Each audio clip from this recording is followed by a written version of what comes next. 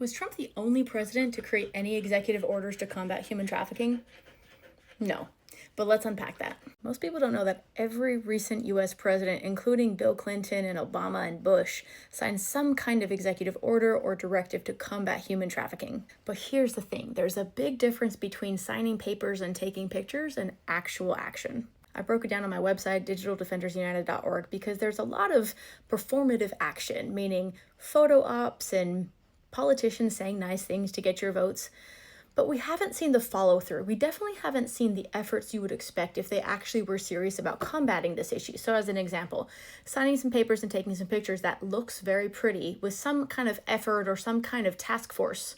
But then there was never any funding or jurisdiction giving to that task force. So we did the photo op thing, but we didn't do the follow through thing. So I think we can all agree that if our federal government really wanted to combat human trafficking, not only could they, but they would be, right? Not just photo ops and paper signs, not just band-aids, right? That's why we need to understand the difference between performative activism and meaningful action. That's why we need trauma-informed action. Part of understanding this problem and how to solve it is also acknowledging the corruption that supports it, as well as the politicians that are happy to pretend to care without actually taking action. So we shouldn't be satisfied with band-aids, but we also shouldn't politicize this issue. So let's measure results.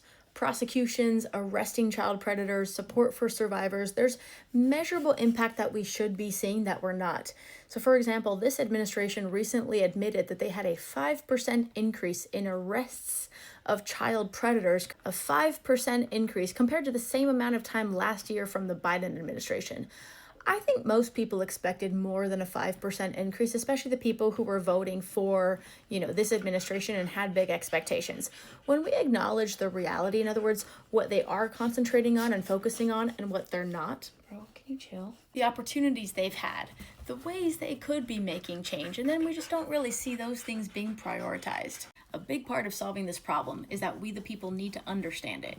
And we need to also understand the difference between a band-aid and a real solution. So let's be looking out for measurable results, and let's not celebrate signed papers or pictures taken. Let's look further and let's actually demand accountability, transparency, and meaningful action, not just performative activism.